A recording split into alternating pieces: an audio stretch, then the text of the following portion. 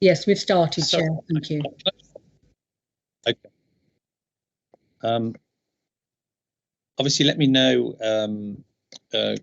committee managers, particularly if I'm not distinct, because there've been some problems at my end. I hope I'm clear now. Chair, you are clear now, but you were slightly crackly before the live stream started.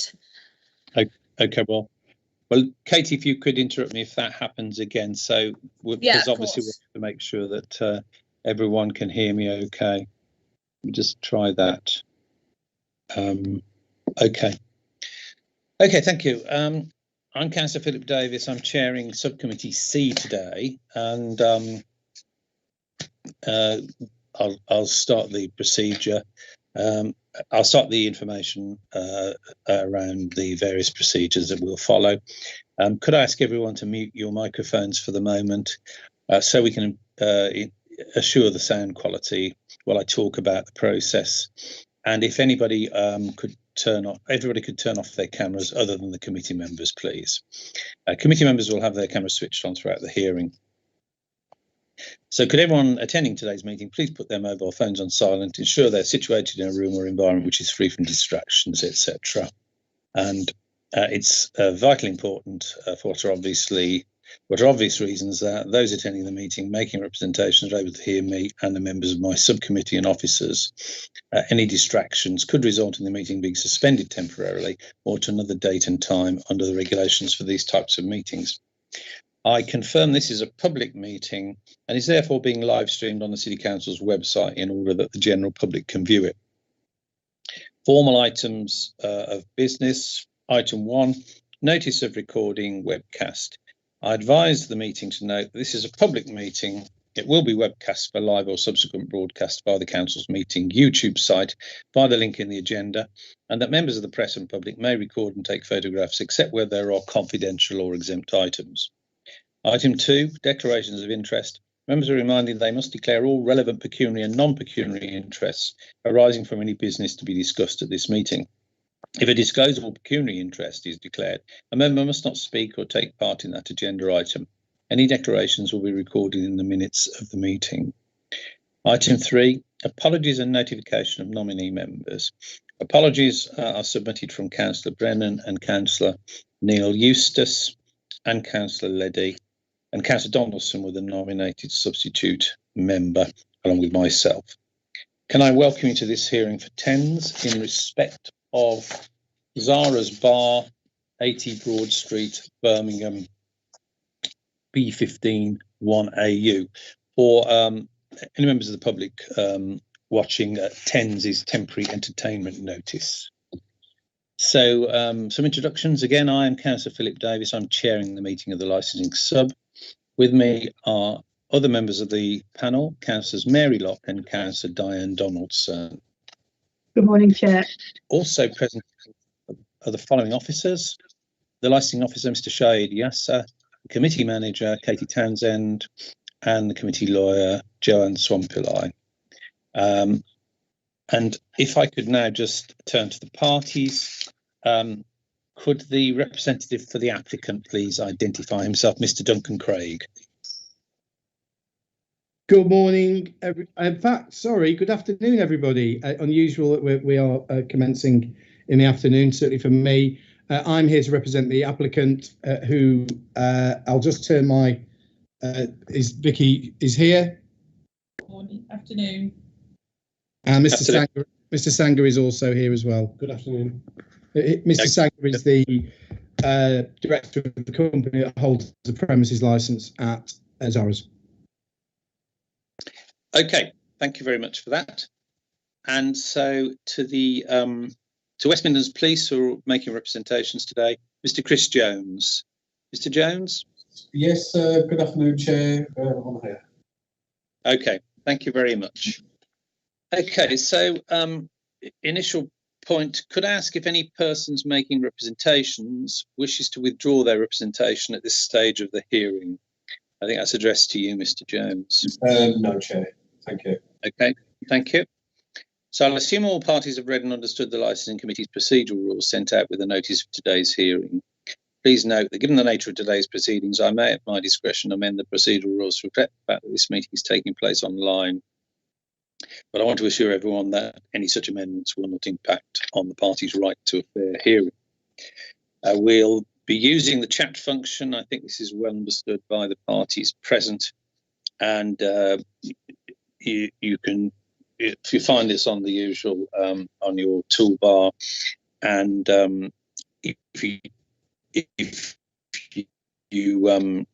can use that obviously to communicate, particularly if there's a breakdown in terms of sound or the rest of that. But please, in the usual way, you can verbally indicate if you wish to speak at the appropriate time. We're all going to confirm we have access to the chat facility now. It's also a way of recording attendance. So if you could just type in your name, that will give us an attendance record.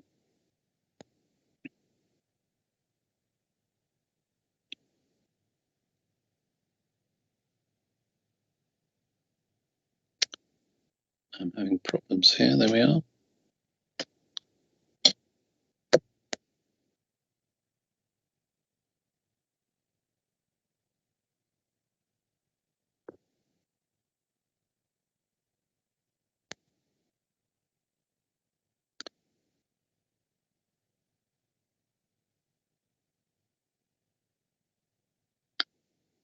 Okay, thank you very much for that. As I say, that's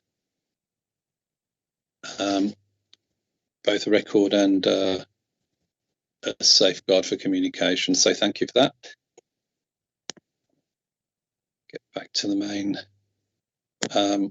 screen. Everybody's showing on that. Yes, there we are. Thank you very much.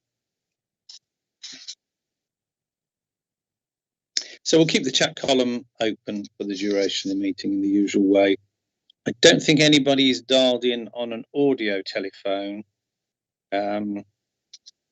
So with the exception of subcommittee members, please keep your camera off unless you're the person speaking cause difficulty with the sound. I may at my discretion ask everyone to turn their cameras off in order that the meeting can proceed with everyone able to hear and be heard. Preliminary points. Does anyone, obviously this is addressed to the persons representing today, does anyone wish to make any preliminary point at this stage? Mr. Craig? Yeah, it's a very, very small one, and I only noticed it this morning, typical of me, that there are some imperfections in the evidence, but only a very minor one. The original set of documents that I served, which are numbered from pages 1 to 17, the final page is consequently 17, and the previous page is 50. I've got no idea what was going on in my head at that point. Just so you, in case anybody's wondering, there is no page 16. I just seem to have skipped that for some reason. I got no idea how or why that happened, but just so you can see that the paragraphs go 15, 16, and then on to 17. So just so everybody's clear, there is no page 16, and apologies for that. Okay, thank you for that correction. That's very helpful. Mr. Jones, did you have any preliminary points? Nothing from me, thank you, Councillor. Okay, thank you. Okay, so procedure will be that the licensing officer will present the report, then the applicant and their representative will be able to present their case. That's Mr. Craig. Then those making representations, Mr. Jones from West Midlands Police will be invited to make their case. Again, we set aside 20 minutes each for those presentations. And obviously I ask parties to speak slowly and clearly as they possibly can, so the officers can take notes and to assist the live stream. And again, if at any time it's somebody else's turn to speak, please mute your microphone and use the chat function if necessary. Members of the subcommittee will be able to ask questions at any stage, but we'll try to do so at the conclusion of each presentation. Cross-examination by the applicant and those making representations will not be permitted unless the members consider it appropriate. Questions will be raised by members in the usual way. and I'll bring them in as appropriate. And again, any messages in the chat will be notified to me by the meeting manager. Equally, you may seek to notify that question or point verbally in the usual way at the appropriate point. If at any point you can't hear, having problems with your internet connection, please use the chat facility to alert the meeting manager. And again, the chair will ask the person speaking to repeat what they've said. It may be the problems caused by people still having their microphones and cameras on, so we can address that in the usual way. So could I point out that occasionally it may be necessary for the subcommittee to take legal advice. At my discretion, I may ask all parties to wait in this meeting while members and the relevant officers withdraw to take legal advice using a separate meeting within our Microsoft Teams. We'll then return to the meeting and continue. And if the live stream being broadcast on the City Council's website fails, I'd ask you all to mute your microphones and cameras and to stop speaking until the live stream is restored.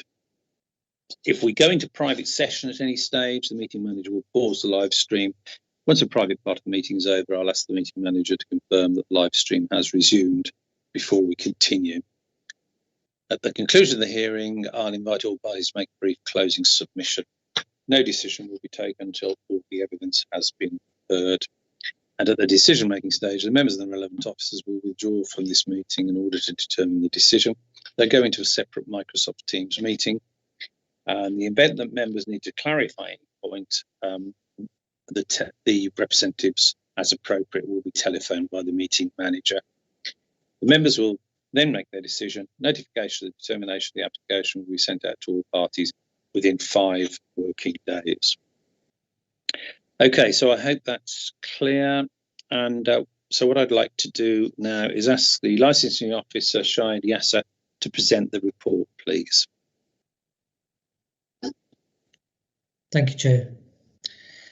Victoria Sherwin submitted on the 29th of July 2021 temporary event notices in respect of Zara's Bar, 80 Broad Street, Birmingham B15 1AU, which were served on the responsible authorities on the 30th of July 2021. The purpose of the report before you today, councillors, is to consider the objection notices to temporary event notices which seek to permit the provision of licensable activities on the dates and times as detailed in each temporary event notice attached to the report as an appendix. The temporary event notices are attached to appendices 1 to 3. Objection notices have been received from West Midlands Police, and these are attached to appendices 4A to 4C. The current premises licence is attached to appendix 5. The site location plans are attached to appendix 6 of your report. Under the licensing system of TENS, no actual permission is required to carry out licensable activity on a temporary basis. An applicant must merely give notice of his intentions to operate licensable activities to the licensing authority. However, the police or local authority exercising environmental health functions may intervene to prevent such events taking place or agree a modification to the proposed arrangements, and their intervention may in some cases result in the licensing authority imposing conditions on each temporary event notice. Where TENS are submitted and the objection notices are maintained, the licensing authority must consider the objections at a hearing before a counter notice or a notice including a statement of conditions can be issued. When giving temporary event notices, consideration should be given to the 4 licensing objectives. The options which are available to you today are: allow the proposed temporary licensable activities as stated in each 10, impose conditions on each 10 to promote the licensing objectives, to refuse the proposed temporary licensable activities as stated in each 10. Thank you, Chair. Thank you very much for that. So we now move on to Mr. Craig for the applicant. So Mr. Craig. Thank you, Chair. After 9 years practicing in this city, it's the first TENS hearing I've ever done, actually. So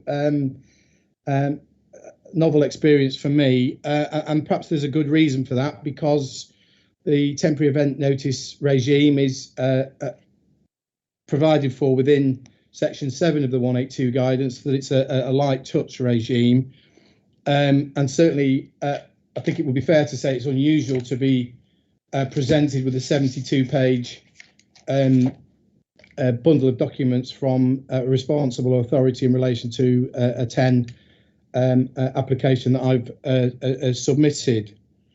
I'm going to deal first because I think it's absolutely crucial to the nature of this application for you to understand the background to this condition, because just to be clear, and I'll explain why these 10s have come in, but the premises is seeking to operate on the dates as applied for, and are content that every condition that presently subsists on the premises license, and I will include mandatory conditions as well for reasons which I'll outline shortly in that. They are content that they are all imposed on the temporary event notice, which you have the power to do. That is again provided for within 182 guidance, save for one particular condition, and I will outline to you the reasons why they are seeking for that not to be included in due course. But I have to take some issue with the content of the police evidence, because I don't think there's any intention at all to mislead. I'll preface what I'm about to say. Certainly not going to suggest that, and I've had that conversation with Chris Jones this morning. But it does not present the picture and the narrative in relation to how this condition came about on the license, and so I actually don't think there's anybody better placed to provide that narrative than me, in fact, for reasons which I will outline. This license was originally revoked. I conducted that hearing. It was in front of Councillor Dring. It wasn't in Ellen Pinsent. I remember that. It was in the room as you turn right, as you go up the stairs. I remember, I think Katie Townsend was there. I think PC Rahoman was there. I remember even putting a new pair of glasses on that day that I'd never seen him wear before. I remember lots of things about that day, and the license was revoked. And following that, I was instructed by Mr. Sanger. The license was revoked, and the interim step of suspension was maintained on the license. And I was instructed by Mr. Sanger to appeal that to the Magistrates' Court, along with the revocation itself. And you, I'm sure, are aware, and doubtless this will be confirmed if you wish to take legal advice on that, that if there is an interim step of suspension imposed following an expedited review, then the Magistrates' Court is required to hear that a challenge of that interim step within 28 days of the appeal being submitted. I think I submitted the appeal within a couple of days, and following that, on the 5th of March 2021, the matter was heard in front of District Judge Qureshi. And again, this is a hearing that sticks resolutely in my mind. It's one of the most memorable hearings I've ever undertaken, because, well, it was an utterly surreal end to the day. It went on all day. We started about 10 o'clock. Mr. Sanger and Ms. Sherwin were present, as was PC Rahoman. Your solicitor, Emma Hall, was also there. I was instructed through the public access scheme, so I didn't have a solicitor in tow. We got to about 6 o'clock, and the district judge sent everybody home except me and your counsel, Andrew Evans. So it was just me, Andrew Evans, and the district judge at the end. He sent everybody else home, including PC Rahoman and Mr. Sanger as well. Everybody. It was, and then I'll never forget this. At the end of the night, we were the only people left in the building, and the district judge let me and Andrew Evans out the side door as if we'd been round to his house for dinner. It was an utterly surreal day, but what I also remember from that day was that District Judge Qureshi overturned the decision to impose the interim step of suspension. And so in so doing, he must have felt, and this is a judicial determination, he must have felt that the decision was disproportionate, was not appropriate, and was wrong. And so all these matters that are asserted in the West Midlands Police statement about the court, the premises being misleading officers, poor security, or knowingly using unlicensed staff, all the matters that are asserted in there, if the judge had agreed with those, then it's simply inconceivable that he would have found the way that he did. He heard evidence from PC Rahoman, who it's right to say he spoke very well of in his judgment. And it's also right to say that he directed some criticism at Mr. Sangha in his judgment too. But his overall finding was that the premises had acted in a responsible way, had done everything they can, that the matters that had given rise to the expedited review weren't foreseeable, and he was clear on that point. And so following that, if I just invite you firstly to turn to that judgment, so it's in my first supplemental evidence. So I ask you to turn firstly to page 15 in there, saying that Mr. Sangha's trying to take serious responsibility to run a successful business and promote the licensing objectives. It does go on to say he's too quick to place responsibility on other members of staff. It's not universally, unequivocally gushing in praise, but clearly the overarching view is that Mr. Sangha's he's acted in a reasonable way and in a responsible way. And then it goes on, the law requires a proportionate response to a problem that exists. Mr. Sangha has dismissed staff, he retained Jason but demoted him. If dormants do not do, they probably would allow anyone inside, and there were not with particular problems. So it's a recognition there have been some issues, and so he lifted that suspension. And then just invite you then, because this is crucial actually.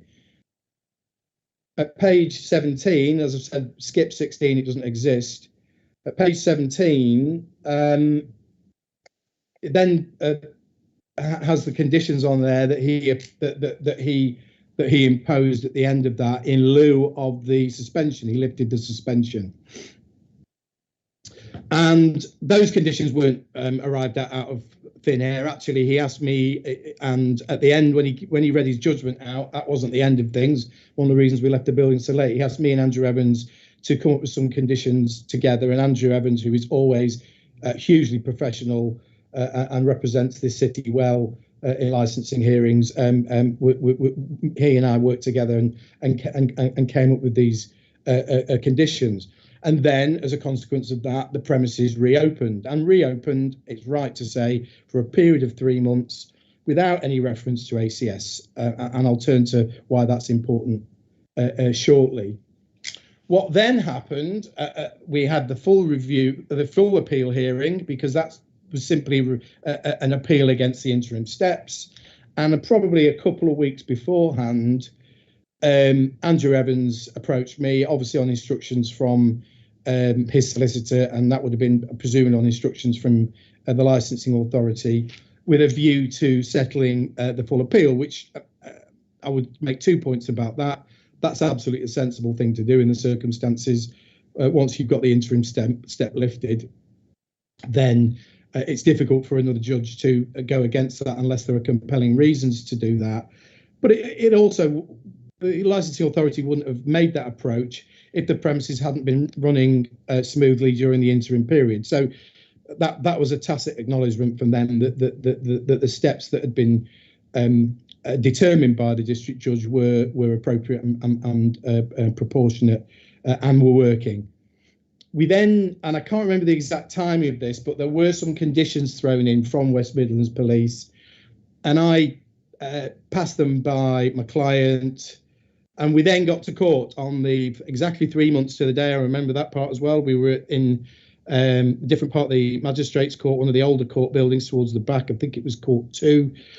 And I'm going to say now, there's client legal professional privilege potentially engaged here, but my client's waiving that today. And I actually probably inadvertently waived it on the day because myself and Mr. Sanger had some fairly detailed discussions about this condition because he wasn't entirely happy about it. But I said to him a couple of things, really. I said, first of all, you've got to try and work together with the police going forward. You're going to have a working relationship with them. And I also said to him, and this is actually quite crucial to today and why I feel quite strongly about this application, actually. I said to him, look, if this condition doesn't work, you can always apply to vary it.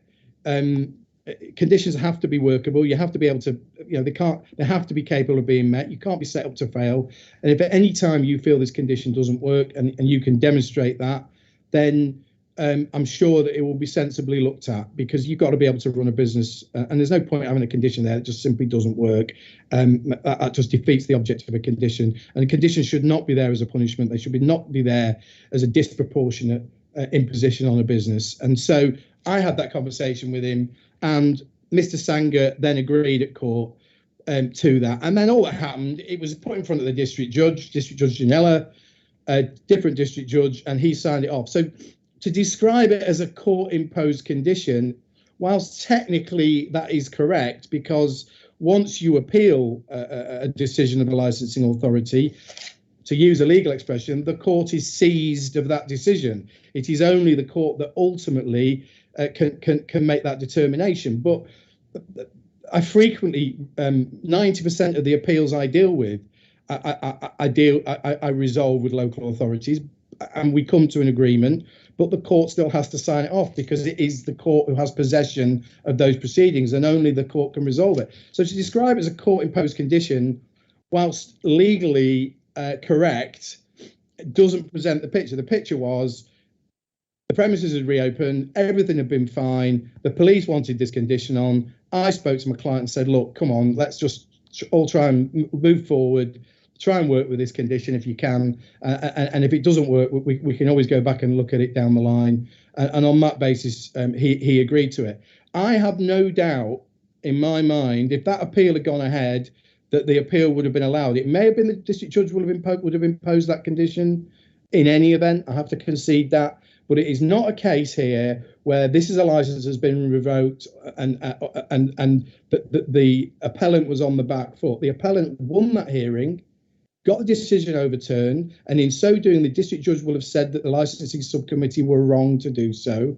And he has, in spite of that, taken a reasonable perspective on the condition that's been suggested in a spirit of effectively trying to work with the responsible authorities. And I have to go on to say a couple of things following from that. First of all, this isn't like, there's some sort of suggestion from West Midlands Police that why are they applying to vary this? It was imposed 2 years ago. Like 2 years ago, no one had heard of COVID. No one had heard of Microsoft Teams. I hadn't heard of Microsoft Teams. I hadn't heard of Zoom.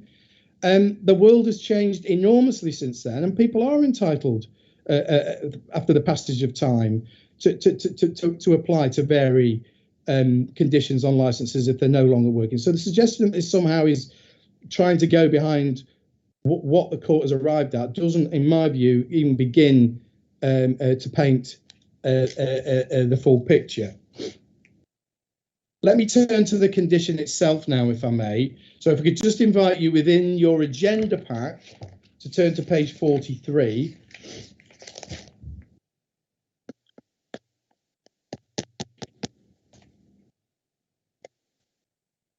And in fact, one thing I've forgotten to mention about that, so it's the very last condition that's on there.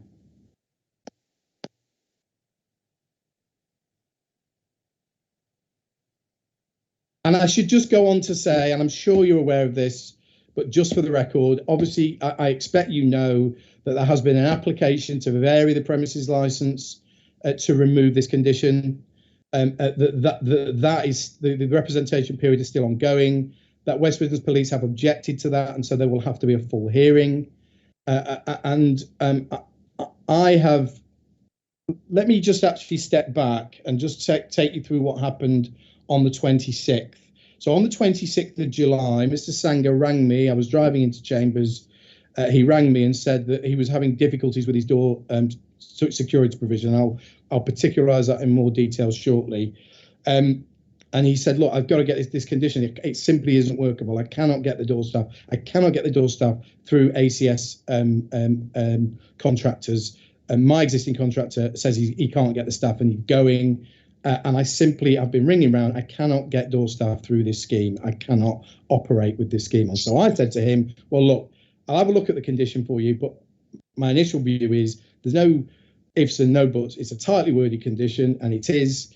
It would have been drafted, I expect, by PC Rahoman and Andrew Evans together, and there's just simply no wriggle room on there for it. If you cannot comply with that condition, you simply cannot open, because there are other conditions that relate to the numbers of door staff you've got to have. There's no way round it. And so I then said to Mr. Sanger, what I will do, I will firstly ring West Midlands Police up, and I rang West Midlands Police up. Actually, originally rang up to speak to Mr. Jones, but actually ended up speaking to the sergeant, Steve. Spoke to him at some length, and there was an element of sympathy there, but I'm not going to suggest for any second that any promises were made. They certainly weren't. Absolutely not. And I said, look, there's going to have to be an application come in. I might not be able to do it today, but certainly the next couple of days, that's going to be coming in. And that's what happened. I whacked it in, and then it was objected to. But again, I just want to make it clear that dialogue was entered into at a very early stage about this condition. And in fact, Vicky, oh, I called her Victoria. Vicky actually had already rung and spoken to the police licensing prior to me. So there's no suggestion that the premises has done anything other than try to do things properly and do things the correct way. Now, this condition here that's there, obviously you can see there was a bit of, I remember now, there was a bit of to and fro, and I got agreement that they could have 3 months to impose that. That was agreed between me and PC Rahoman, actually, although he wasn't technically the client or the respondent. That was the council. Obviously, in these situations, it's perfectly right that the council speak to the West Midlands Police about it. Got no issue with that. And there was a bit of to and fro, and we agreed 3 months. So that went on the 5th of September, and there's no suggestion at any time that the premises from that point up to when they were required to close in March because of COVID, there's no suggestion they didn't comply with that condition. And in fact, there's no suggestion from the premises, I spoke to them today, they could work with that condition then. There was no issue with it then, absolutely none. Okay, it wasn't ideal for them, but they managed to work with it because they understood, and actually the world was a very, very different place then. So I'll just make that point now. I then make this point. Okay, you've seen from the evidence that the initial evidence that I've submitted, pages 4 to 6, I have made a Freedom of Information request of Birmingham City Council. I actually made one a couple of days before this, but it's got lost in the system. I don't know what happened. I definitely made it, but anyway, that doesn't matter. These things happen. And I have, since that email, I have been told to expect a response from Birmingham City Council by the 6th of September to those requests, and which will be in time for the full hearing, but unfortunately won't be available today. Clearly, that's a given. But I'm just going to make a few points here, and I'm going to stick my neck out a little bit here. I think it's fair to say I probably do more grant applications in this city than anyone else. I'm happy for Chris Jones to correct me on that. Certainly for a legal professional, I expect that's the case. And I would say since the 5th of September 2019, and obviously there was a fairly sustained period where there weren't any applications because we were shut down. But I would say in that period, I probably applied for 40 licenses in that time, all of which will have been viewed by West Midlands Police. And not once have they asked for an ACS condition on any of those applications. I hope I'm not creating a rod for my own back there, but I feel I've got to discharge my duty to my client today by saying that. Not on one occasion have they said we want an ACS condition. And I'll go even further than that.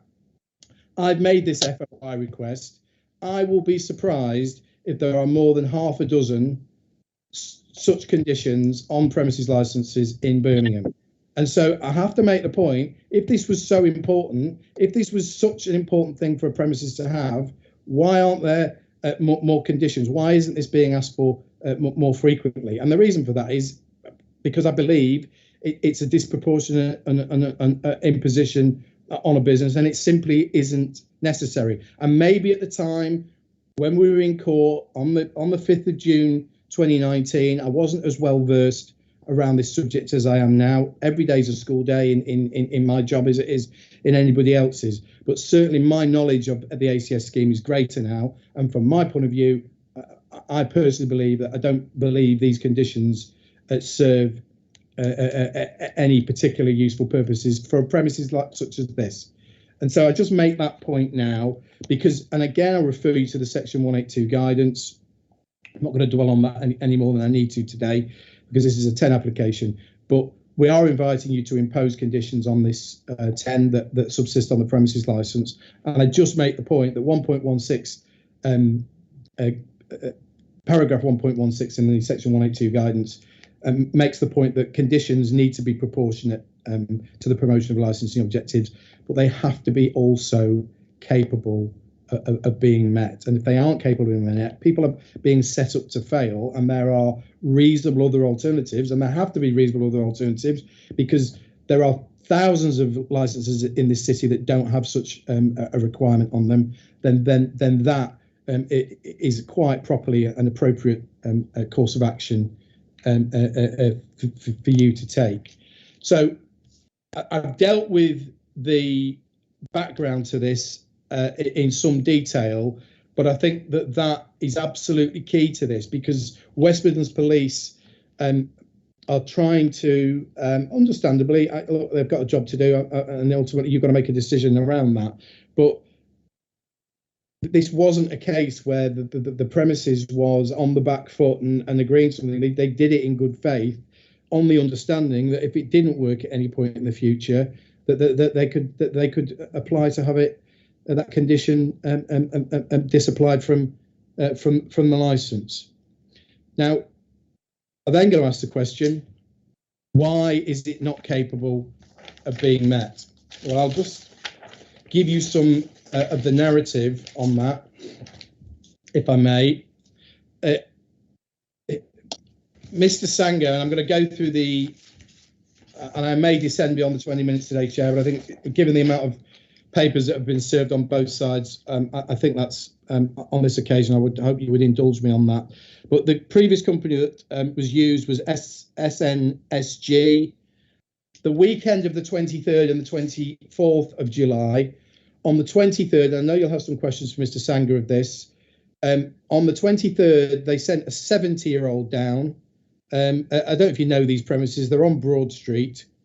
They sent a 70-year-old down to stand on the door, somebody of 70 years of age, just to be clear. And on the 24th of July, the Saturday, Mr. Sanger asked for 14 operatives. 30. Sorry, I've got it the wrong way around. He asked for 30 operatives, and they only sent 14 down. And to the extent where the director of the company in question, Otis, I believe he's known as, he said to Mr. Sanger that there simply weren't enough door staff there to deal with the night in question, and accordingly, Mr. Sanger shut the premises immediately. And so he's faced with that situation. Then Otis, Mr. Sanger, again, you may have some questions for this, basically then turned around and said he couldn't do the door anymore because he just simply can't get the numbers. He cannot get the numbers in Birmingham. There's such a shortage of staff. And he's then said to Mr. Sanger he doesn't want to do the door anymore.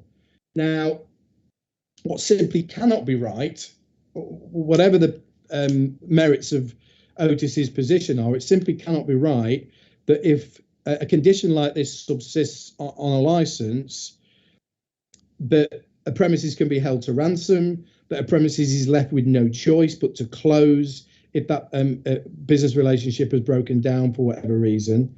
And that is the position that Mr. Sangha finds himself in, because his sincere view, and I'm going to take you through the schedule that I produced, the spreadsheet, it is simply that there are not any. First of all, the position is this: he needs a security firm that are based in Birmingham, because they are the only people who can get the bodies down to him on a Saturday night. It's as simple as that. West Midlands Police have produced a list of 81 ACS provided, ACS approved, SIA approved ACS contractors. Now, 81 sounds like a big number, but let's not forget that the vast majority of those are not in Birmingham. The vast majority of those don't do the bars, restaurants and nightclubs. Security does not just apply to nightclubs. It applies to building sites. It applies to office buildings. It applies to personal security. And so on receiving this schedule, I then asked Vicky, who put a huge shift in yesterday.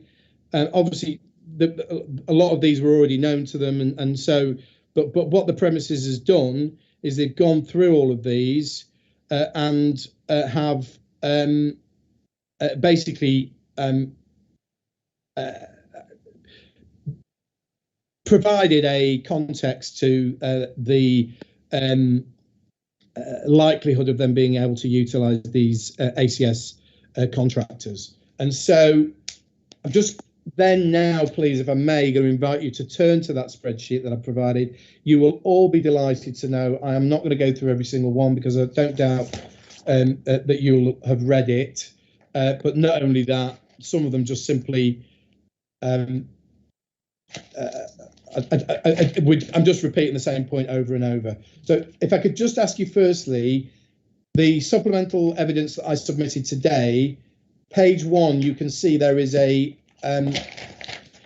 key code there that ties in with the list that West Midlands Police have provided, the 81 contractors. And there are four letters, as it were. O means they've got an office in this region. Well, implicit in that is if there isn't an O there, they haven't. And so they might be based in Barking, Essex, Cornwall, Scotland, Harpenden. Simply just not feasible for those people who don't have offices in the region, because all they're going to do, by the way, is subcontract. That's all they'll do. They'll subcontract to a firm that isn't ACS provided, and that just defeats the object of what the condition is trying to achieve in any event. They'll just subcontract. That's all they'll do. They'll go, yeah, thank you very much. We're going to go to that firm there. Thank you. Yeah, pay us the money. Right. Yeah. Next week, same again. Thank you very much. And they won't actually do anything other than act as a conduit between the premises and another firm that aren't ACS contracted in order to make some money out of it. And I'm never going to criticise anybody for running a business to make a profit, but that doesn't seem to me to be promoting the licensing objectives in any recognisable format. And so if you work on the basis, and that's why I've boxed the ones that are based in Birmingham, because that's what needs to be the case. Okay, there are 9 of them. Okay, so we've gone from 81 down to 9. And we've made inquiries, and so I'm going to take you through those 9.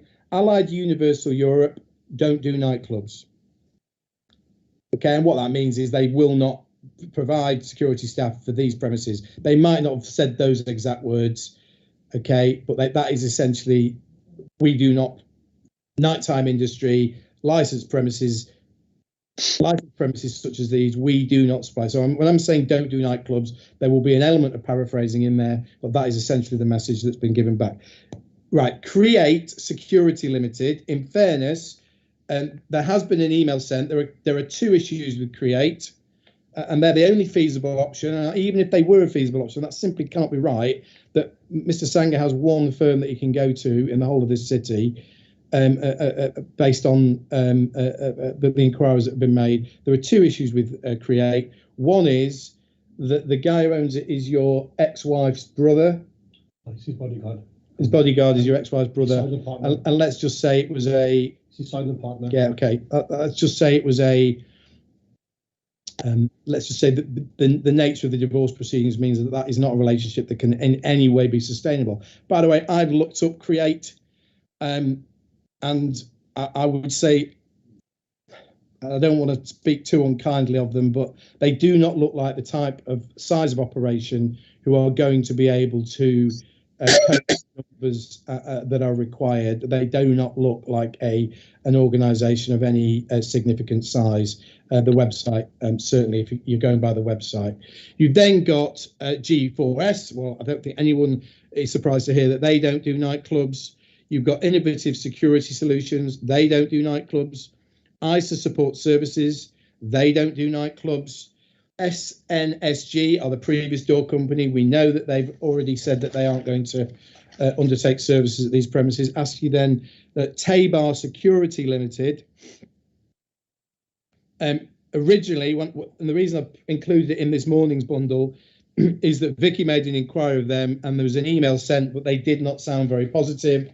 Well, if I ask you to turn, if I may, to the page 10 in the supplemental pack that I sent through today, that is from Tabar. And it says, unfortunately, we no longer provide door supervisors to nightclubs. So that position's changed on that to not sounding positive to sounding definitively negative. Umbrella Security Solutions, they don't do nightclubs. And again, I've checked on their website. Certainly that would be my view on it as well. And then lastly, you've got West Midlands Services Group. Now it says there would need to send an email with details, but they did not sound confident on the phone. Well, if you look at the key for them, they are actually an A, which means they operate in the region on another basis, okay, which suggests to me that they simply will not provide any recognisable security staff. So that is the position of the premises, and that is consistent with the position they presented to me from the outset, which is simply, we, as things stand, cannot work with this condition. Now, what's changed? Well, I'll tell you what's changed. If I may invite you to turn to pages 4 to 9 in the supplemental pack that I provided today. There are 3 articles there. I'm not going to read them out, but they all say there is a shortage of security staff. Now, that accords with my experience up and down the country. It accords with articles that I've listened to on Radio 5 Live. Obviously, there's no state secret, there is a shortage of staff within the leisure industry, full stop. There's a shortage of staff in kitchens. I've got clients of mine who've got kitchens and restaurants are having to close on a weekend because they can't get any staff because people have moved into other fields. And that's certainly true of security operatives, because a lot of them have got jobs with Amazon or DHL, delivery jobs. They like the hours, the money's decent. There's obviously a demand for that work's gone up. It's potentially more secure. They don't have to work. Okay, we've got the point, Mr. Craig. Yeah. Okay, so there is a staff shortage within the security industry, and that is, I would submit refutable. I would just, on that subject, I'm not going to go on for much longer, Chair. I'm conscious of the time limit that you impose, but I have to get all my points across here. Yeah. Well, I've given you some leeway there, but you do need to wind up there. Okay. Just make the point at page 67 in the police pack.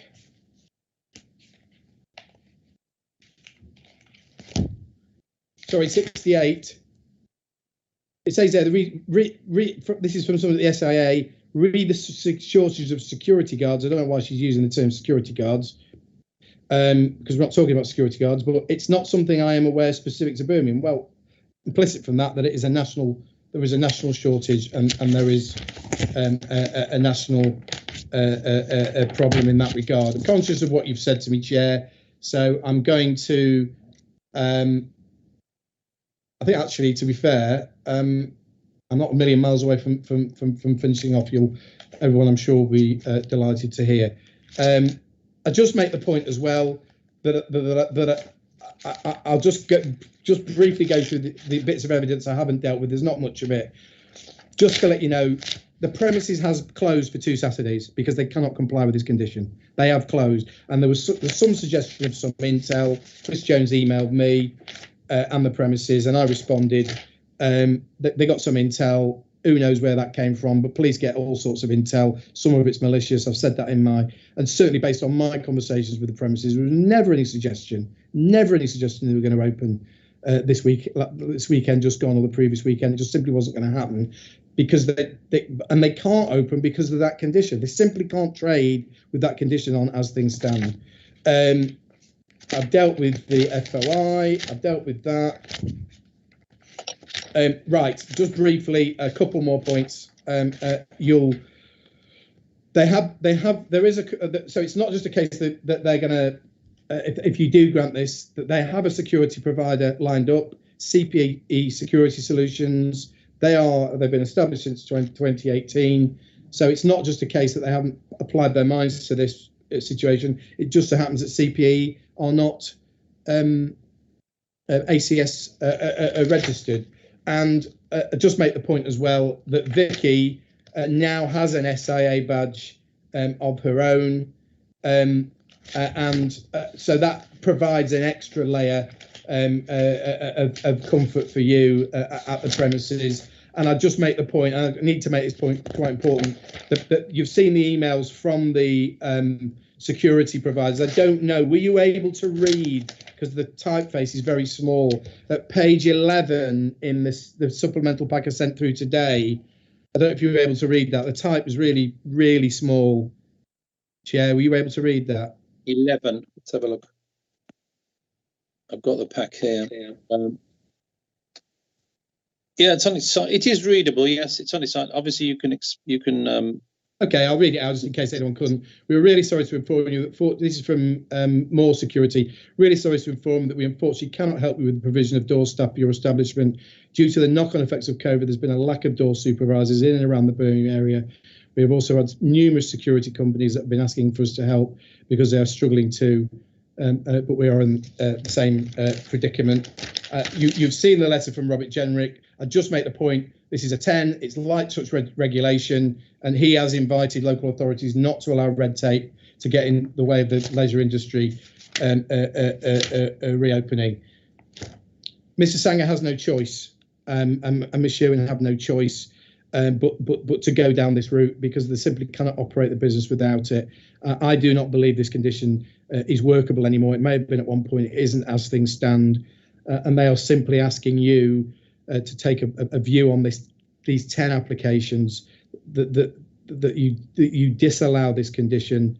I haven't seen any evidence from West Midlands Police. They may have something to say about it, but no evidence where else this condition operates and why it's so important. In my discussions about ACS contractors, I understood this was principally and originally aimed at the construction industry, where they wanted to ensure that there was a minimum wage was being complied with, staff were going through the PAYE, and the security staff around that wanted to fall into that, particularly with all the health and safety considerations there are. I have operated. We get the picture, yes. Okay, I've operated as a licensing lawyer for some time. I've never seen this condition on another license that I've represented anywhere else in the country. Condition has to be proportionate, it has to be appropriate, and it has to be capable of being met. And I just do not believe that this is. And so that is why I'm inviting you to grant these 10s on the basis that all the other conditions will go on the license. And I thank you. I thank everybody for listening. I know I've droned on a bit, but I had to make a lot of points based on the evidence I was faced with. But and I'm very grateful for your indulgence on that, Chair. Thank you. Thank you, Mr. Craig. That's helpful. Thank you. I'll just, before I bring on my colleagues, just one question occurs to me. You say that the premises had to close for 2 Saturdays. Yeah. Because this condition could not be met. Yeah. I appreciate COVID will have disrupted this, but out of how many Saturdays then? How many Saturdays has the your client been able to open then? What's the context of these 2 Saturday closures? Mr. Sanger. We opened for the first afternoon. We opened for the first Saturday when the restrictions were lifted, and What was that, the 24th?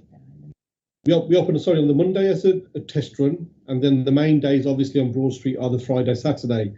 So we opened on the Monday, and we had 14 security guards. We opened on the Friday, 14 security guards, and the Saturday, which was the first Saturday after COVID. Remember, we'd been closed for 18 months, and we was on furlough and all the rest of it. I requested from my security provider that because it will be a busy weekend, and we're a large club on Broad Street, that we needed 30 security guards. So they had 2 weeks to prepare for this. And I was alarmed that on the day of us opening on the first Saturday, we had 14 security guards. And when I've got, 14, 15 staff there, and you could have 700-800 people in the club, that is not the kind of business I will run, where I put my children's inheritance and my staff at risk. So the owner of the security company came down himself with his compliance manager, and they said to me that this is the first Saturday you're open, the road's very busy, we suggest you close the door. So we closed the door completely at 2 o'clock, and we evicted everybody from the club. So imagine, I spent tens of thousands of pounds to revamp the building, restock the place, was ready to open for the first Saturday, having to close 2 hours after I'd opened. And since 3 days after, when I paid the company for the hours these 14 staff had worked, he tells me on the Wednesday that he couldn't do my door. And he's struggling to supply security for other venues on the door. And most venues are running at half, if not 2/3 of their security requirements. So, if I may, just to get this right. So you opened on the 24th, which was Saturday the 24th of July. I'm looking at my diary. Yes. Yeah. Okay. You opened for your normal hours then? Yes. Yeah. Well, no. We opened at 10 p.m. to we close the venue at 5 p.m. Okay. 5 a.m. Sorry, we requested 30 security staff. Only 14 turned up. Okay. So you only had 14 then. So He closed at 2, and he's not opened since, Yeah, I Chair. haven't opened since. okay, that's on the 24th then, right? So that's where you say so you lost the 31st and the 7th. Yes. I've tried every company in the country, and We put a late 10 in, Chair, for the 7th, but that was objected to. And as you'll know, there's no basis for a hearing in relation to a late 10. So he just Okay. didn't open for those 2 dates. And your point is the Saturday is your prime opening day. You open Yes. on other Friday, Yeah. Monday, but Saturday is Yeah. going to be the busiest time. Absolutely. Right. And I just make Just the point, Chair, on that, actually, about SIA. Yeah. Like, you can impose any conditions. Well, it's a condition that on a premises license that all door staff have to be SIA registered.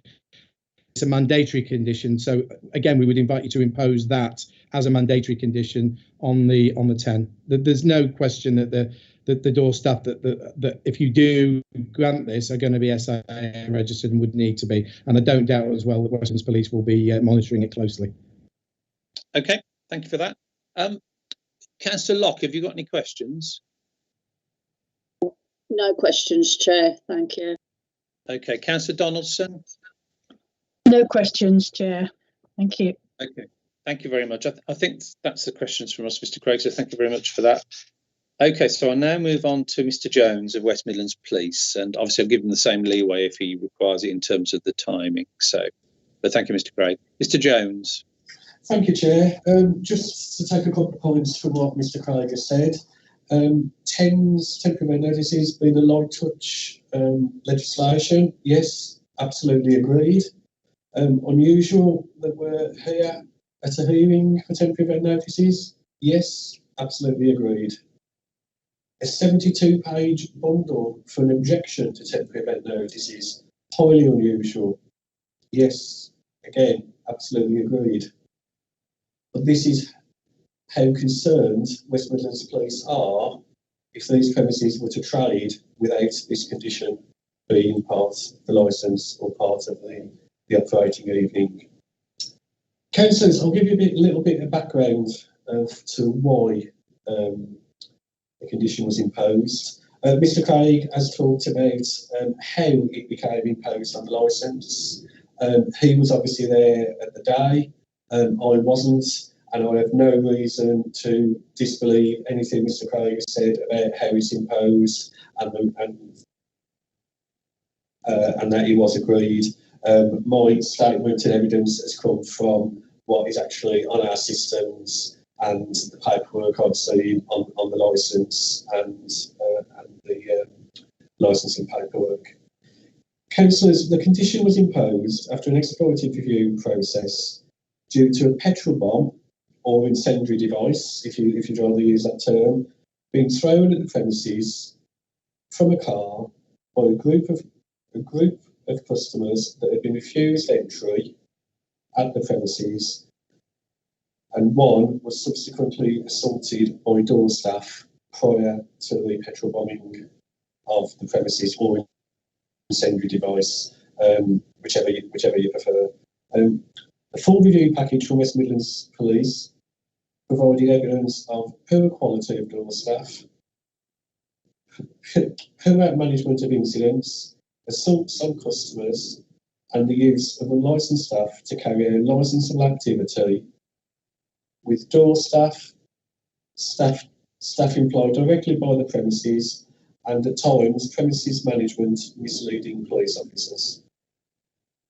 The review package evidenced 3 incidents within a short time frame to prove an ongoing pattern of behaviour rather than being isolated incidents. The evidence bundle with this objection is to show why West Midlands Police support the imposed condition.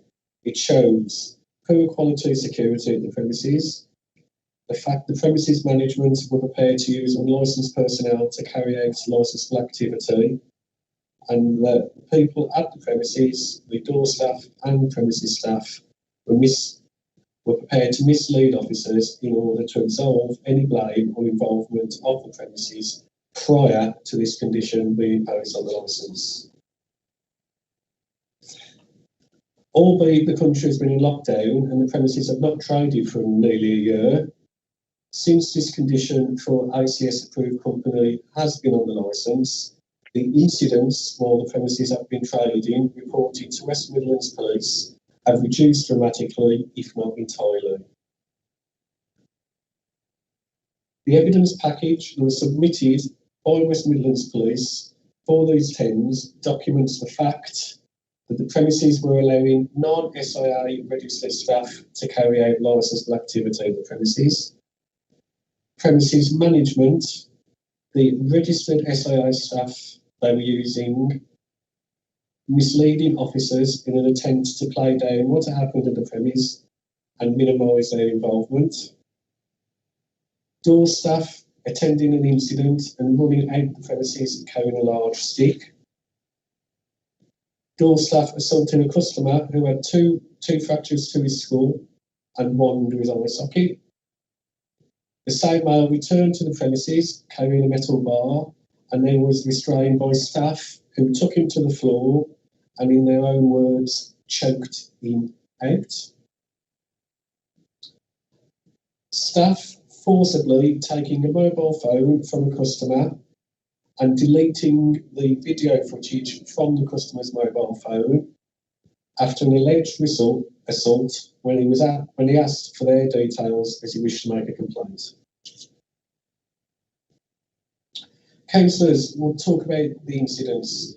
We'll talk to start with about the main incident, which was the incendiary device thrown at the premises, and the incident prior to that led to the incendiary device being thrown. On Saturday the 12th of January 2019, at approximately 23:05 hours, there was an incident to the front of the premises where a group of male and females had been refused entry. The CCTV of this incident was viewed by a former colleague, PC Homan, who obviously Mr. Craig referred to as being at the original hearing. His statement on pages 12 to 22 of the evidence bundle I submitted. Watching the video, PC Homan noted and statement, unlicensed staff were carrying out licensable roles at the front of the premises, namely searching customers on entry and managing entry to the premises. The CCTV showed a disorder outside the front of the premises with a number of people involved who were employed directly or indirectly by the premises, being staff and SIA staff. One of the males from the group of customers was refused entry and was punched by the staff at the premises and is knocked to the floor. He remained motionless on the floor until eventually being helped up by others in his group that had been refused entry. So, councillors, not only have the premises at this time been used unlicensed staff for licensable activity, a member of staff has punched a customer to the floor and left him there motionless on the floor with none of the premises staff offering him any help, and he had to be helped by the group he was with. At this incident, the CCTV shows a male wearing a jacket with the word security written on the back, running out of the premises, carrying what is described as a large stick behind his back. The stick is then put by the gate of the premises at the front, but then removed by a number of other members of staff and placed in the hut out the way at the front of the premises.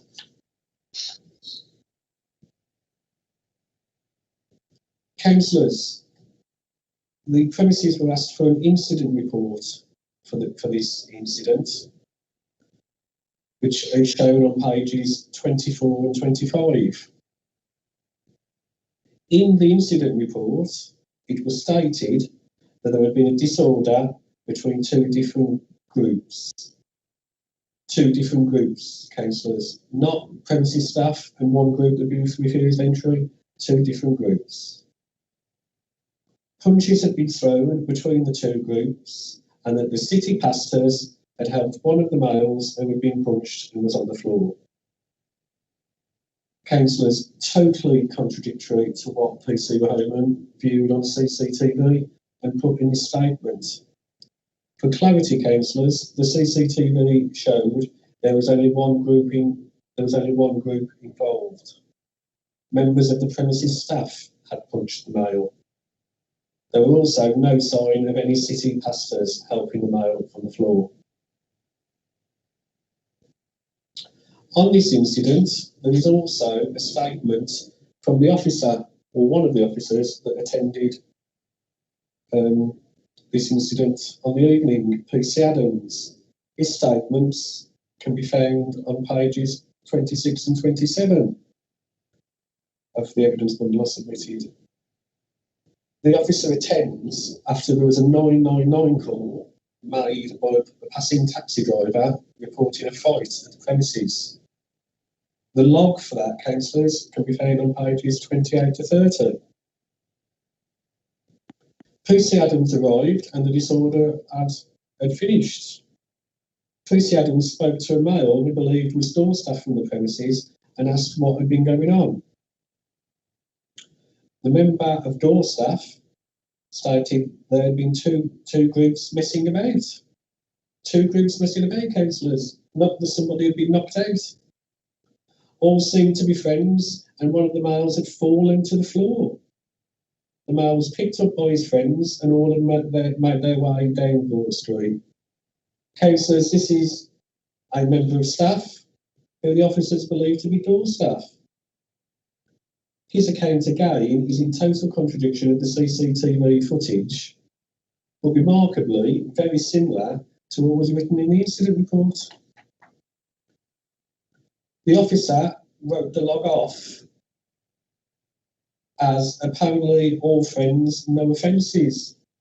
This is on page 29, timed at 23:21 hours. As this is what he had been told by staff of the premises, and he had no reason to disbelieve this.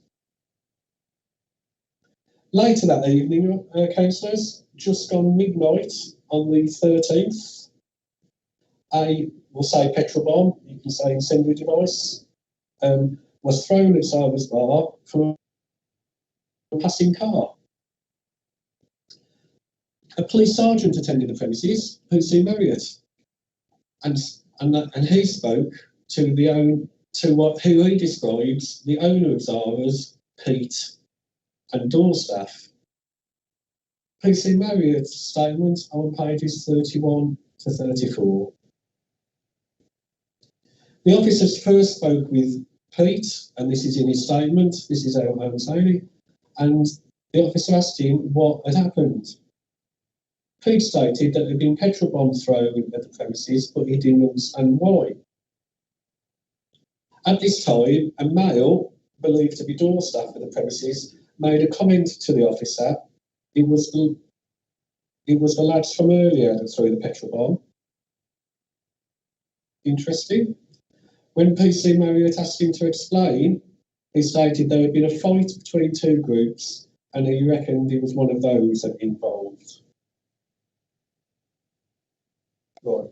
Bear in mind, councillors, at this time, officers were unaware of any disorder at the premises, and they'd only been told that it was a group of friends messing about, and nothing had gone on and nothing had gone wrong.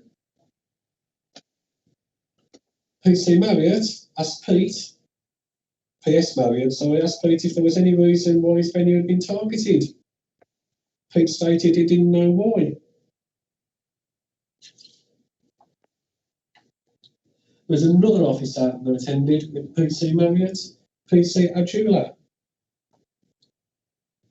His statement can be found on pages 35 to 40. P.C. Ajula, with P.S. Marriott, viewed the CCTV of the incendiary device being thrown. After he came from viewing the CCTV back onto Broad Street in the front door, the officer saw the car he believed to be involved in the petrol bombing, now on Broad Street. As the officers approached the vehicle, it made off at speed. P.C. Ajula asked Pete if he intended to close the venue early, as the vehicle came back for a second time. Pete stated he couldn't close early, and he had a £5,000 staff bill, and he didn't believe the venue was being targeted. Councillors, you had an incident at the front of the premises. We now know it's to do with staff. We have an incendiary device thrown at the premises, and the premises don't believe are being targeted. Not sure. The following evening, bearing in mind at the moment the officers who attended still don't know there was anything that went on previously to provoke the incendiary device being thrown. The following evening, P.C. Ajula viewed CCTV footage recorded from another venue on Broad Street of the first incident at Zara's. This is the incident where the people were refused entry. The officer states he saw a member of Zara's door staff punch an Asian male, knocking him to the floor, knocking him out cold. The male was then helped up by another male who he recognised as being the driver involved in the petrol bombing. P.C. Ajula notes in his statement that the behaviour of the door staff and management of Zara's on that evening of both incidents fell far below the standard expected from a licensed premises. These are P.C. Ajula's words, not mine. The owner and manager failed to disclose the original incident prior to the petrol bombing at the venue and actually lied to him, stating that it was between two unknown groups. P.C. Ajula goes on to say he was concerned by the lack of concern shown by the premises to members of the public and officers on that evening.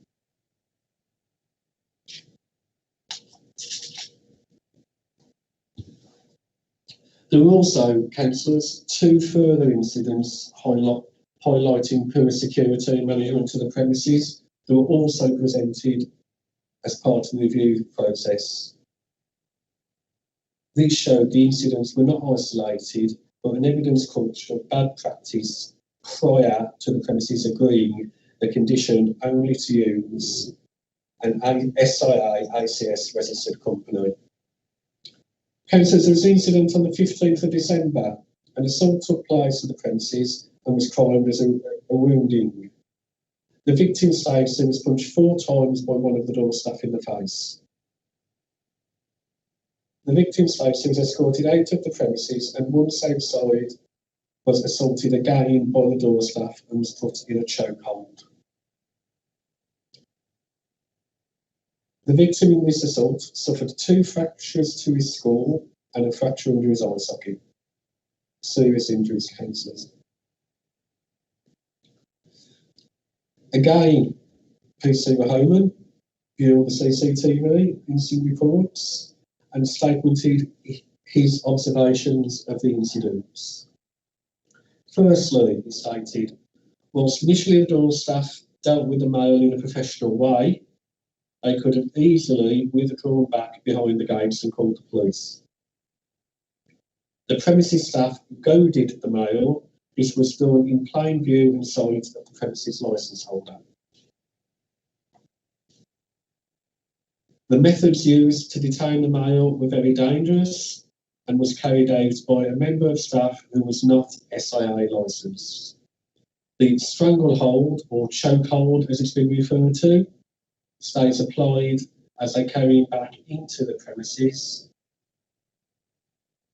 when there was more than enough staff to safely detain the male without using this hold. When the male was being carried back into the premises, he was dropped on the floor with no regard for his safety. PC Mahoman states that from the CCTV footage, the male is dropped headfirst onto the floor. The male is clearly not struggling and there appears to be no lawful reason for him to be targeted in this way. Councillors, page 59 of the evidence bundle submitted, there is an email from who I believe was one of the investigating officers to the assaults, PC Minshall, who sent an email. To be fair, councillors, in this email, it says that the victim of the assault racks a baton out and starts to wave it round. Councillors, I'm guessing that is like a police expendable baton that he goes to assault the door staff with, hence him being restrained outside, although it's debatable whether he was restrained in the right manner. In the email, the officer says, the struggle begins and you hear drop him, and then the doorman's body cam switches off. The victim is then brought into the patio waiting area by the front of the security gates of the club, and it appears he's dropped to the floor. He's left lying on the floor with security staff just standing over him. You can see the victim's chest rising. Councillors, duty of care, or lack of duty of care, shall we say, for that incident. Right, the final incident, councillors, that was part of the review process and why the condition is on the licence at the moment. The 7th of October, PC Hussain, whose statement can be found on pages 63 and 64 of my evidence bundle, attended Zara's to report that the door staff had detained a male. The door staff cited this male had tried to assault them. At the same time, West Midlands Police also received a call from a customer saying that he had his phone taken off him by door staff. The officer soon established that the male detained by the door staff was the same male who had his phone taken off him. The male stated to the officer he was filming door staff and they had snatched his phone off him. The door staff stated to the officer when questioned that the male had thrown the phone at them and he was in the office for safekeeping. While the officer was there, the phone was returned to the male and he went to show the officer what he had been filming. This footage that he filmed could not be found instantly, but discovered it in the phone's deleted section. Okay, so the inference to that is that the door staff had deleted the phone. This footage then, once found, was shown to the officer. The footage showed the male demanding the names of the door staff so he could make a complaint. The phone was then grabbed off him by Hussein states was the manager, Jason, and not thrown as door staff, as stated. Again, a clear attempt to mislead officers. The officer goes on in his statement to confirm the video is totally the opposite to what the door staff were alleging. Hussein states in the statement the door staff were very unprofessional in their manager, and by deleting the video, they perverted the course of justice. Councillors, those were the incidents and the reason why the ACS approved contractor condition is currently sitting on the premises licence. Obviously, the complete evidence bundle, pages 7 to 66 of my evidence, goes into greater detail. That was just a summary of the detail. A little bit more recent history now, councillors. As the premises have says, since the reopening, the premises have traded, whilst trading, in line with their condition using an ACS approved company. On Wednesday, the 28th of July, the company they were using,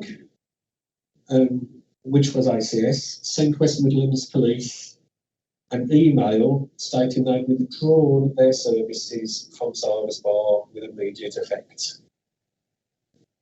Councillors, the email on page 67 is a fact that a company has withdrawn their services to a client. They asked me to ring them, and I spoke to the company on the phone. They did go into detail of why they were receiving and why they were withdrawing their services, and at no time was there mention that they couldn't supply the amount of staff required. Councillors, I can't say any more than that, but that was never said to me. Well, since the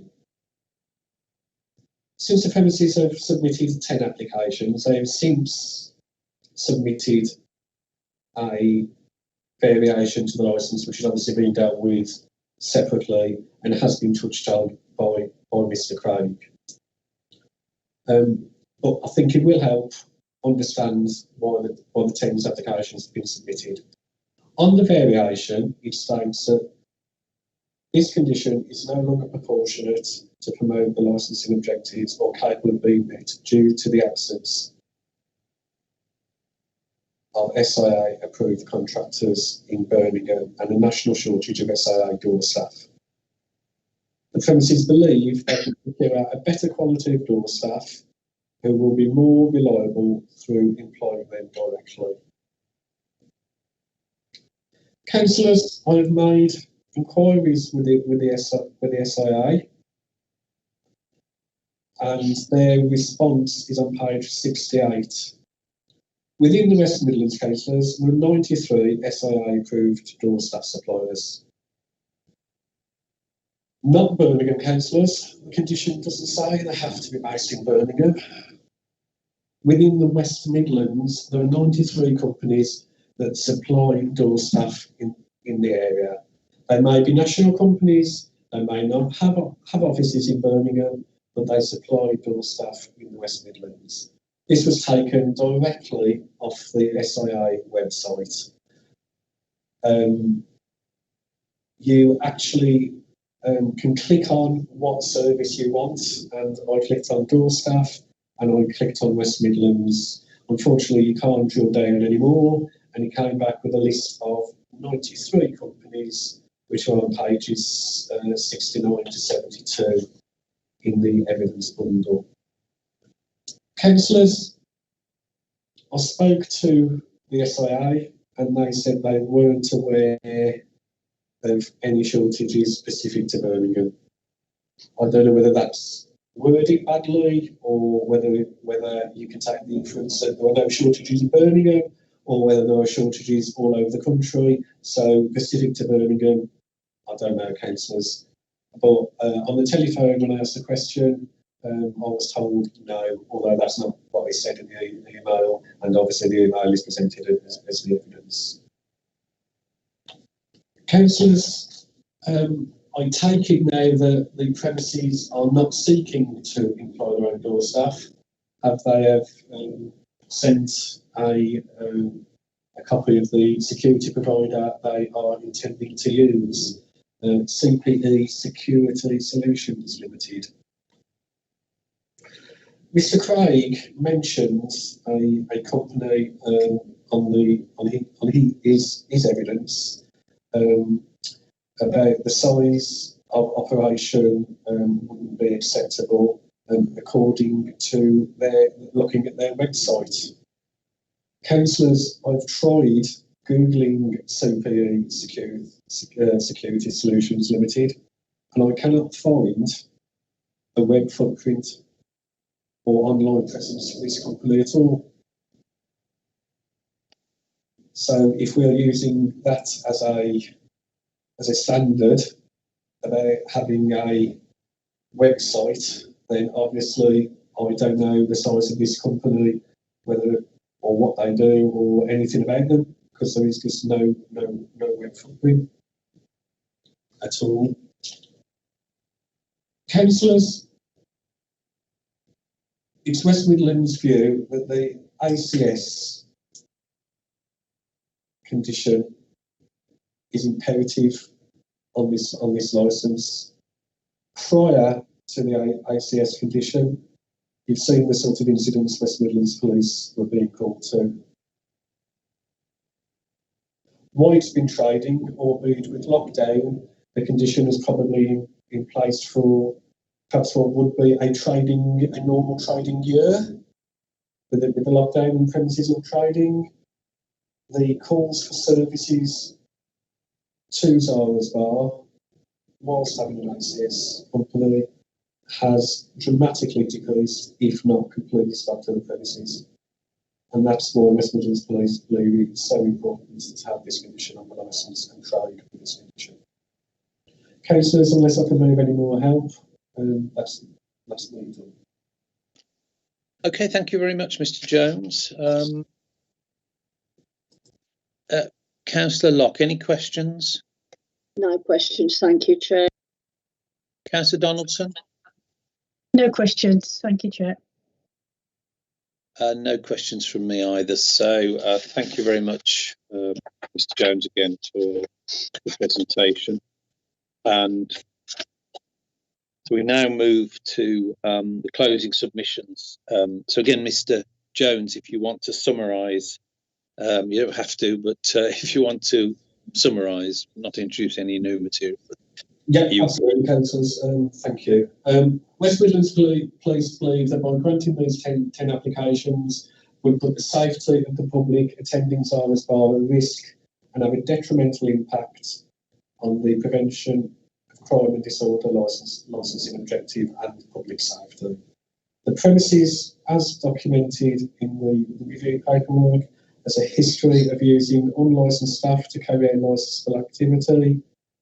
Door staff and premises staff assaulted customers. The door staff, premises management and unlicensed staff who were carrying out licensable activity seemingly not to care about the safety of the public and the premises, all prepared to mislead officers and play down any incident of a care that occurs on the premises to negate their involvement in it. The court-imposed condition ensures a quality of door staff and provide an additional layer of accountability for the premises, with the ACS company having its own policies and procedures within enhanced training for their staff. The staff provided by an ACS approved company are more likely to act in an impartial manner while carrying out their duties and less likely to be influenced by the premises management. Since this condition has been in place, the calls for service to West Midlands Police and reported incidents at the premises have reduced dramatically, if not entirely. West Midlands Police object to the granting of these 10 applications on the public safety, prevention of crime and disorder licensing objectives. Thank you, Dennis. Thank you very much. And so, Mr. Craig, your opportunity to sum up in 5 minutes, if you would, please. Yeah, five minutes should be enough. I mean, for a moment, I thought I was back in the town hall in 2019 because the majority of Mr. Jones's presentation to you has been litigated at court, and he's basically echoing the police evidence. If the district judge had found that police evidence at its highest to be correct, then we wouldn't be sat here having this conversation, because this license would no longer exist. And I'm just going to invite you, before you make any determination, to read the judgment of District Judge Qureshi in the context of what the police have tried to allege. Because if he thought those things were correct, he wouldn't have arrived at the decision he doesn't. So the police are asking you effectively to go behind the finding of a district judge. And so, I mean, it's a matter for you as a subcommittee to take what steps you feel are appropriate. But I would just invite some caution there with regards to that. District judge has made a finding. It's a written judgment of a court, and that has to be the basis that you start from, not the basis of the assertions that are being made by West Midlands Police. I just make a very quick point about the petrol bomb, because the judge found this as well. A petrol bomb can be thrown at any licensed premises. I mean, there's a case from the Ritz Hotel in the early 1900s where somebody walked into the Ritz Hotel and shot somebody. You can't stop somebody throwing a petrol bomb at a premises. That isn't necessarily a reflection on how a premises operate. So the word petrol bomb, no pun intended, can be an incendiary a phrase to deploy, but that doesn't necessarily follow just because a petrol bomb's been thrown that's a reflection on how the premises operate. I'll just briefly deal with the fact there's 93 providers. Well, might be 93 providers, but I think it's fair to say the premises has gone some considerable way to apparently it was a Corona bottle as well. My clients just told me, not that takes us any further, frankly. 93 providers. Well, the premises needs a local operator. They can't. None of these other out-of-town operators can provide a service that is going to enable the premises to operate with the number of door staff that they require. And yes, I reiterate the point. The way that thing is worded from the SIA, it's not a problem that's specific to Birmingham. There is a shortage of door staff in the country, and if you don't find that as a matter of fact, that'd be great for you to stick that in the decision notice, because there is absolutely a shortage of door staff. I can say that categorically, and certainly that's not something that the police have tried to rebut in any way. But I'm going to finish on this particular. Oh no, sorry. This point is absolutely crucial. I nearly missed it. It's absolutely vital that you get this, that I get this message across to you. The premises reopened, or was lawfully entitled to reopen, on the 5th of March 2019. And it operated without this condition until the 5th of September 2019, without any incidents, because it's clear from the police evidence, that there've been no issues since the premises reopened. So for a period of 6 months, these premises operated without this condition, without any issues, which is longer than they've operated since, frankly. because they've been closed for 18 months. So they've operated since the judge's determination. They've operated longer without this condition than with it. So the notion that there's evidence that is overwhelming that this condition has worked actually isn't the case at all, because the premises, as I say, operated for that long without the condition. And I just lastly make the point: police are your main source of advice on crime and disorder. Apart from a little flurry at the end, Mr. Jones has not told you why this condition is better.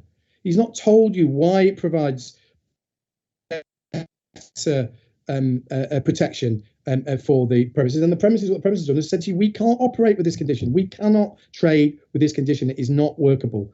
This is not a condition that I've seen anywhere else in Birmingham. I'm not saying there aren't the other license here and there. If it was that important, if it was such an important thing to have, you'd have the police saying, we've got it here, we've got it there, we've got it at these premises. They haven't done that. They just simply said, we think it's better, but they've not really provided any particular persuasion, I would submit to you. And that's, if someone is advising you and is the main source of advice to you, then they have to provide reasoning for the position that they've assumed. And I would submit that they simply haven't done that, and simply saying that you get a better quality of operative, well, the premises would dispute that. But in any event, there needs to be, they need to provide better evidence of that. By the way, the previous provider, ACS, they sent a 70-year-old down. Is that a better quality of operator, sending an old age pensioner to run a door in a nightclub in this city on Broad Street? So the premises would refute that in any event, but I would submit that the West Midlands Police have not provided you with sufficient grounds to refuse this application, and for that reason I would invite you to grant these temporary event notices. Thank you. Thank you very much, Mr. Craig, and thank you very much, Mr. Jones, for all the information you both provided. And so we'll now ask all parties to leave the MS Teams meeting, and the members of the committee lawyer and the committee manager will go into private session while the subcommittee makes its decision. And as you know, in the normal way, you'll be notified of the decision of the subcommittee within 5 working days. So again, thank you very much for your participation. Subcommittee members, I suggest we break for 10 minutes, comfort break. So let's resume at 10 to 2. So we'll see you in the private session at 10 to 2. But thank you very much, everybody. Okay, thank you. Thank you. And I close the